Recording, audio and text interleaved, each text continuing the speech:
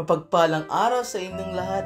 Sa bidyong ito ay samahan nyo kami na tuklasin at alamin ang ilan sa mga tauhan sa isa sa mga pinakakilala at pinakamahalagang nobela sa kasaysayan ng Pilipinas, ang Noli Me Tangere ni Dr. Jose Rizal. Juan Crisostomo Ibarra y Magsalin, o mas kilala bilang si Crisostomo Ibarra.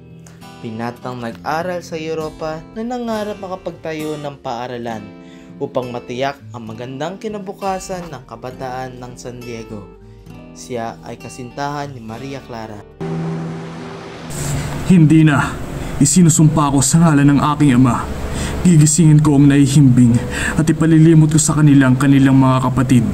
Sasabihin kong labanan ng pang-aalipin sapagkat karapatan ng tao ang humanap ng kalayaan. Maria Clara de los Santos y Alba, o mas kilala bilang si Maria Clara. Siya ang kasintahan ni Crisostomo Ibarra.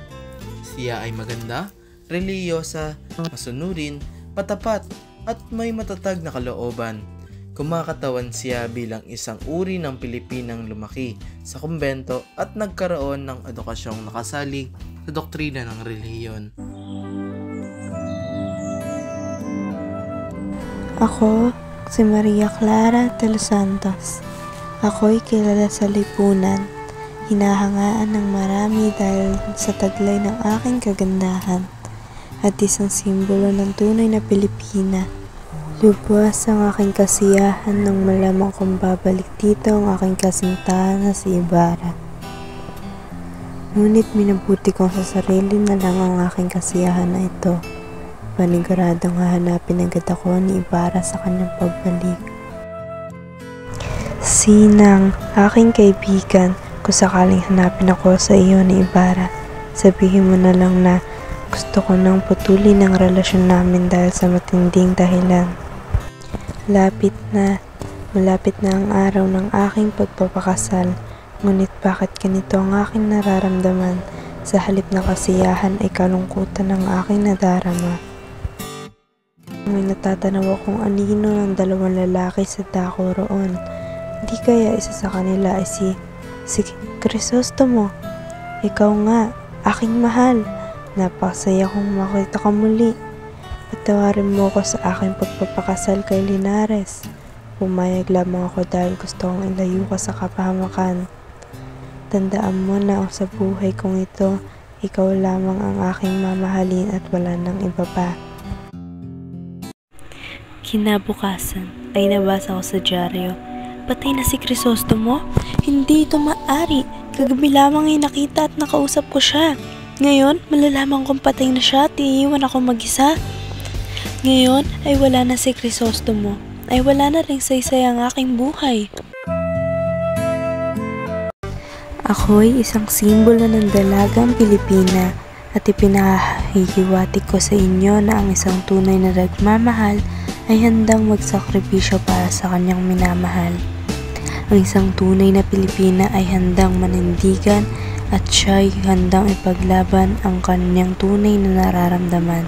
Don Santiago de los Santos, o mas kilala bilang si Kapitan Tiago, isang mayamang mangangalakal na taga Binondo na asawa ni Pia Alba at ama ni Maria Clara.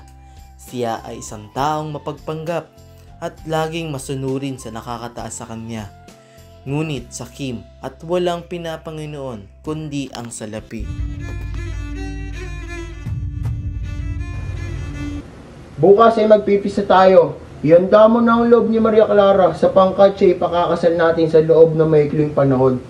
Makikita mo, mag-aakyat, manaog tayo sa palasyo kapag naging manugan natin si Linares at tayo kaingitan ng marami. Elias, siya ay isang bangkero at magsasakang tumulong kay Crisostomo Ibarra para makilala ang kanyang bayan at gayon din ang mga suliranin nito. Siya ay isang tunay na maginoo, hindi mapagiganti. Ang iniisip ay ang kapakanan ng marami at may pambihirang tibay ng loob. Salome, siya ay isang simpleng dalagang naninirahan sa isang kubong matatagpuan sa loob ng kagubatan.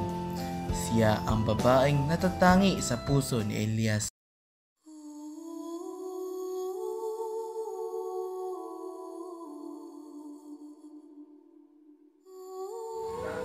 Limutin mo na ako.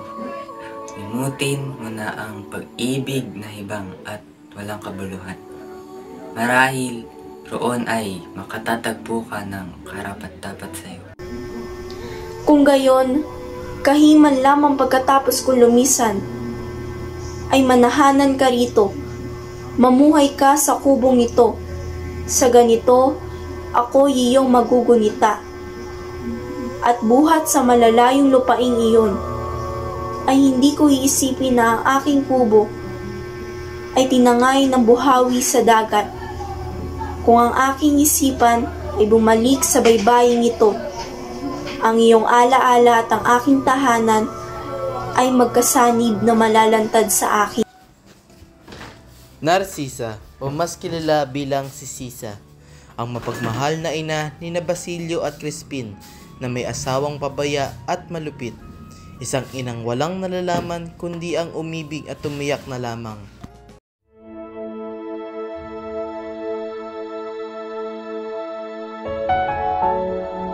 Manalangin, araw ng mga patay ngayon. Nakikita mo ba ang mga ilaw sa kampanaryo? Naroroon sina Crispin at Basilio. Ngunit, hindi ko dinadala si Crispin dahil may sakit ang kura. Mawawala maraming usang ginto. Basilio, nakatatandang anak ni Sisa na isang sakristan at tagatugtog ng kampana sa kumbento. Sinasagisag niya ang mga walang malay at inosente sa lipunan. Huwag kayong matakot, Inang. Si Crispin naiwan sa kumbento. Nagtanan ako sa kumbento, Inang. Nanggalad ka rin ng sakrisan mayor si Crispin. Sinabihan ko ng dalilis. Nagpados-dos ako sa lubid mula sa kampanaryo. Ayaw akong paalisin kundi kasampu ng gabi. Nasalubong ko sa bayan ng ilang kawal. At nang sigawan ako ng kimbibe, ako'y nagtatakbo. Kung ako'y papahuli sa kanila, malamang na ako'y paglinisin ng kwartel at bugbugin pa. Padre Hernando Sibila, o mas kilala bilang si Padre Sibila, isang paring Dominikano na lihim na sumasabaybay sa bawat kilos ni Crisostomo Ibarra. Mapapangasawa ni Maria Clara si Ibarra.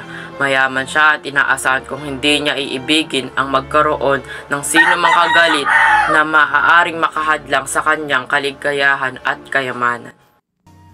Doña Isabel, o mas kilala bilang si Tia Isabel. Siya ang hipag ni Kapitan Tiago na nag-alaga kay Maria Clara simula nang siya ay sanggol pa lamang. Mag-uukol ka sa kanya ng ibang katipan? Akala mo ba'y magagawa yan ng iyong anak na para lamang nagpapalit ng damit? Sinang, masayahing kaibigan ni Maria Clara na anak ni Kapitan Basilio.